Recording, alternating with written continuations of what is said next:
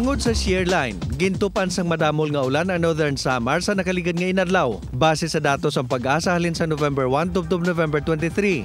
Makitaan ang duag blue nga mapa sa Northern Samar kag sa iban pang bahin sa Samar, Sorsogon kag Masbate. Buot silingon sini, nakarecord ang mga lugar sang above normal rainfall amount. Duag blue man ang pila ka lugar sa Panay Island kag Davao Region. Near normal rainfall amount naman ang mga lugar nga duag green, samtang ang yellow kag pula. Below kag way below normal rainfall amount nga ang buot silingon. Mahina ang pagtupa sang ulan sa among mga lugar halin sang November 1 tubtob November 23. Sa karon posible sa gihapon ang pagulan nga tuga sang hangin amihan, easterlies kag mga local thunderstorm.